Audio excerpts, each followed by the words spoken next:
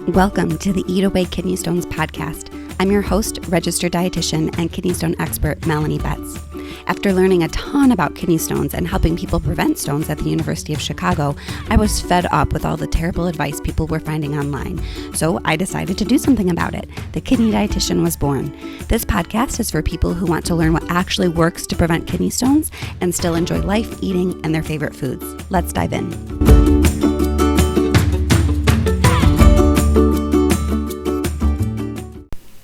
Well, hello everyone. Welcome back to the Eat Away Kidney Stones podcast. This is Melanie Betts, your registered dietitian and kidney stone expert, and I am so excited that you decided to keep listening to my podcast and you are still here for episode number 2, What is the Big Deal with Salt?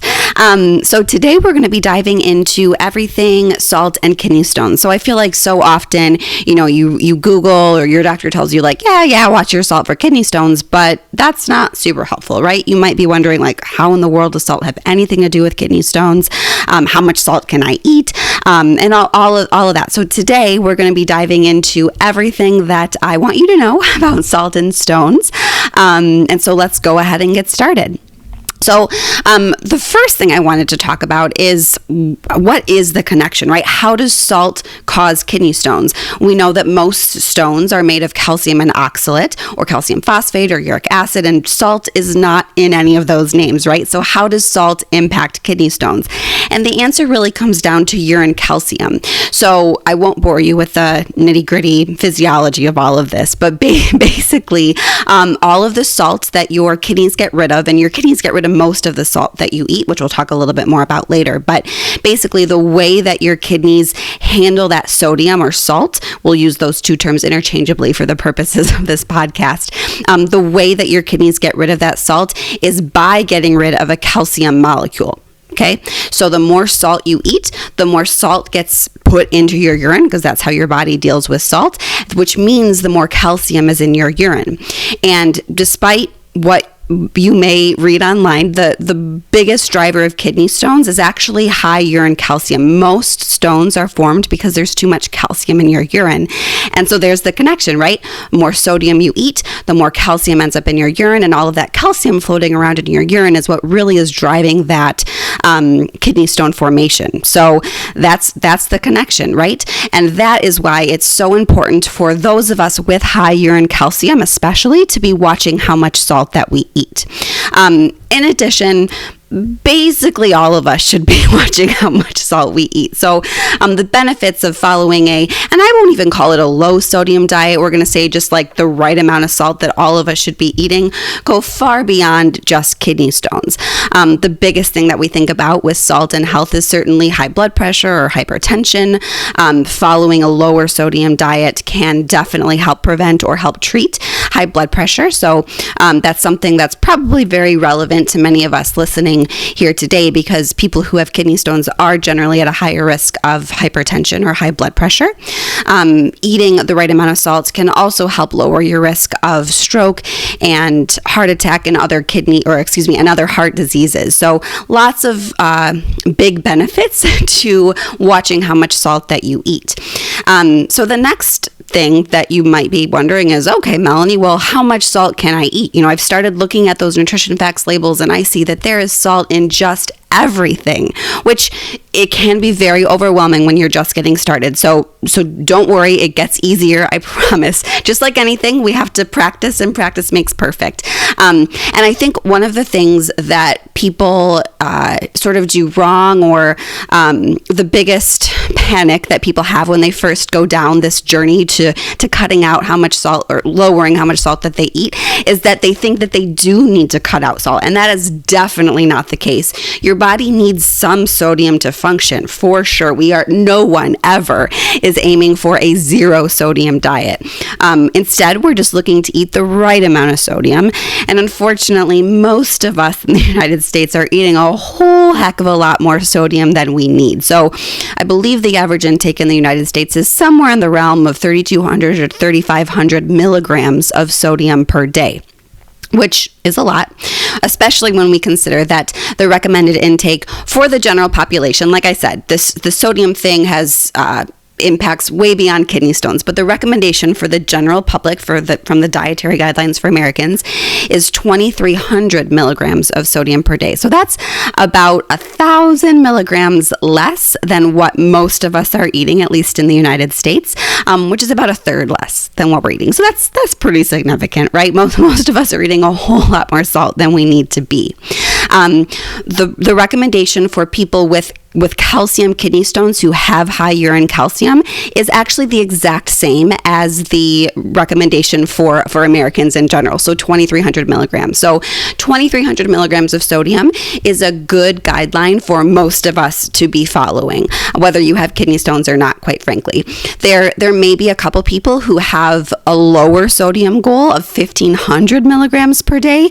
If you do have hypertension or some other health conditions, sometimes they'll say 1,500, but truly 1,500 can be difficult to maintain long term. So for most people that I work with in Kidney Stone Nutrition School, if you hit 2,300 milligrams, I am a happy dietitian.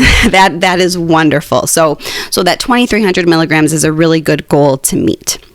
So I wanted to mention real quick, because if you've ever had a 24-hour urine test, and if you've hung around here for a while, you know how big of an advocate I am for those 24-hour urine tests. One of the many reasons that it's such a useful tool, not even useful, it's a critical tool if you are actually serious about preventing kidney stones. But one of the pieces of information that test tells us is exactly how much salt you're eating, which is really helpful, because salt is tricky. I have one of my favorite Kidney Stone Nutrition School students calls it stealth sodium. And it's so true, because sodium is sneaky, and it is in our foods in amounts that you would never, ever, ever guess if you weren't actually looking for it. And I say this because, you might be thinking like, oh, Melanie, like, I don't eat that much salt, right? Like, I don't add salt to my food. I generally don't eat salty food, so I'm good, right? And I will say that 9 times out of 10, when people think that they are following a low sodium diet, they are not. So that is why, one of, again, the many reasons why that 24-hour urine test is so important, because it will tell you in a very black and white way exactly how much sodium you're eating. If you have a 24-hour urine test, you can look at the sodium with, that it measures. Most 24-hour urine tests will measure sodium. And certainly if you've had a test done through a company called Litholink, which specifically does these 24-hour urine tests for kidney stones, it will measure how much sodium is in your urine over that 24-hour period. Generally, sodium is given in milliequivalents throughout that 24-hour period, which doesn't really help us in the nutrition world. So we have to convert that milliequivalents to milligrams. So if you just take whatever number your urine test has in milliequivalents and just multiply it by 23, that will give you how many milligrams of sodium you are eating, at least for that 24-hour period. That's one limitation, is that urine test pretty much only reflects that 24 hours or so that you ate. So maybe you were on your best behavior and you're like, oh gosh, I'm doing this test, I need to do everything quote right.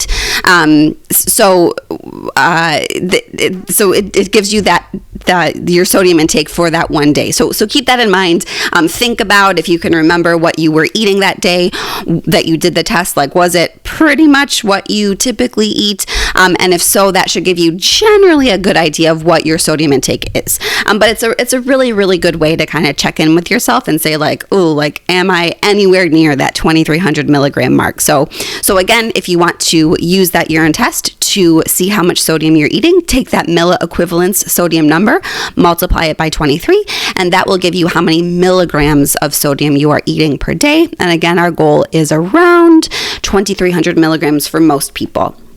As always, this really only is relevant if you have high urine calcium. Always, there's no recommendation for everyone. Everything needs to go back to that 24-hour urine test to see what's actually causing your stones, because then we can know what we can actually do to prevent them, right? So, all right. So, that's kind of the nitty gritty science background with with sodium and kidney stones. I hope that's helpful. It really is the number one nutrition driver, at least, of that urine calcium. The biggest tool that I have in my toolbox as a kidney stone dietitian to help you prevent stones and get that urine calcium down is sodium. So I cannot speak. It's probably, I would say, the second most common thing that I work with people.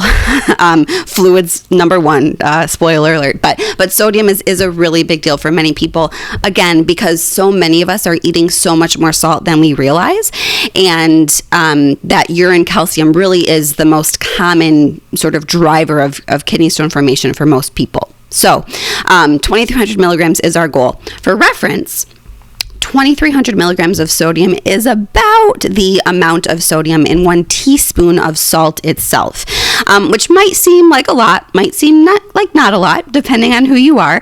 But I think it's so important to remember that most of the salt that we eat isn't actually from salt itself.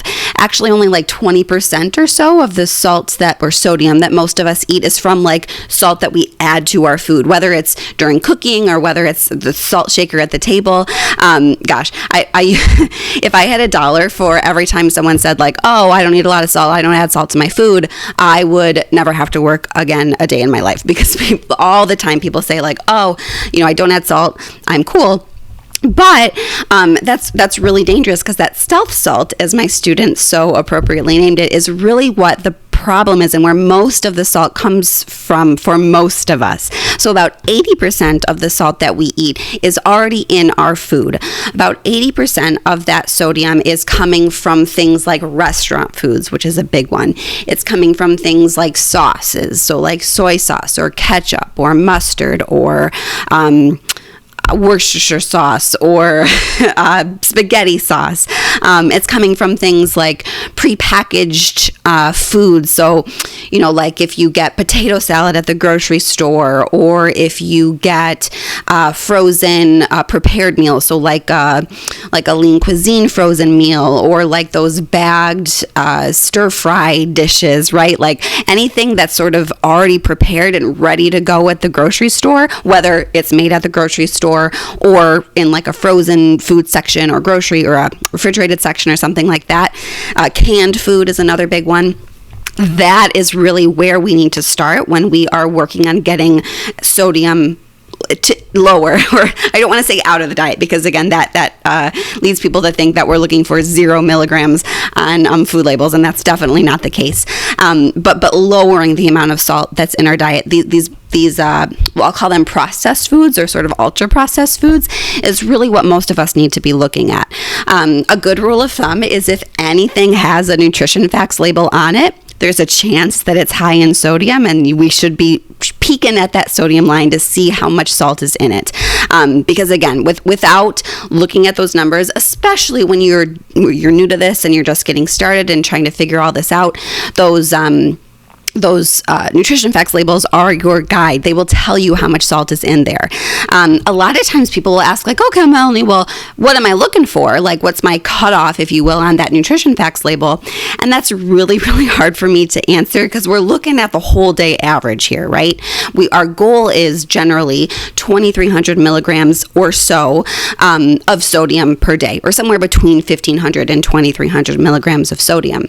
So if we're looking at a condiment, say, that's really not giving you much substance, delicious. I'm a condiment girl. I love it, and I'm very pro condiment. But if that tablespoon of a condiment, say soy sauce, is giving you 800 to 1,000 milligrams of sodium, that's not a whole lot of bang for your buck in terms of food that's actually going to fill you up for 1,000 milligrams of sodium, or even 400 milligrams of sodium, right? So I think we kind of have to put that sodium in context, right? So if a whole meal, if we're looking at a frozen meal that is giving you enough calories to really fill you up and is adequately a meal, and that has 600 milligrams of sodium, that's actually pretty good, right? Because that's a whole meal. We've got 2,300 milligrams to use throughout the day. So 600 milligrams is pretty decent, especially for a frozen meal. So, you have to put it in context. I will say that the the FDA has an official definition of what a low sodium food is, as anything that has 140 milligrams or less sodium per serving. But I don't want you to think that you can't eat anything that has more than 140 milligrams of sodium per serving. You really, again, just kind of have to put it in context of the whole day, right? Like, almost like, is this sodium worth it for the amount of food that I'm getting? Or if it is something that's very high in sodium, like soy sauce, for example, that doesn't mean you can't use it. You just then have to use it perhaps in less amounts than what you might have been used to using it before. And just factor that into your day, right? It's all about balance. I hate this idea that there's these lists of foods, whether we're talking about sodium or oxalate or protein or anything, these foods that you can't eat, because that is simply not true. Instead, it's about learning how to fit your favorite foods and adjust the foods and meals that you currently eat to be more kidney stone friendly. That's really, really what it comes down to. So, as someone who loves soy sauce, loves lots of high sodium Asian sauces, so like fish sauce or hoisin sauce or soy sauce, you can still totally have these things. You just have to be careful with how much you use and really bump up the flavor in other ways.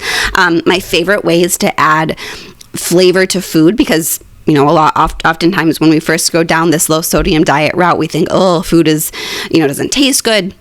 Which isn't true. We want food to taste good. I want you to enjoy what you're eating. That's part of my mission is to make kidney stone eating delicious, right? Like, it totally doesn't have to be bland. And so if we're talking about like a Thai dish, using lots of things like garlic and ginger and lime juice, really, really flavorful things to bump up the flavor without adding a ton of soy sauce or without adding a ton of fish sauce or something like that. So hopefully that's helpful. Hopefully that gives you some ideas of ways to adjust your food. Hopefully that helps you understand why we talk about salt, what seems like endlessly in the kidney stone world for kidney stone prevention. It really does come down to that urine calcium. And with that, I'm going to close my second ever episode of Eat Away Kidney Stones. And thank you so much for listening, and stay tuned for the next one. Thank you for listening to today's episode. For more help with kidney stones, check out my website, www.thekidneydietitian.org. For more personalized help from me, check out my online course, Kidney Stone Nutrition School. VIP enrollment includes help directly from me. I can't wait to see you there and help you prevent kidney stones. Have a great day.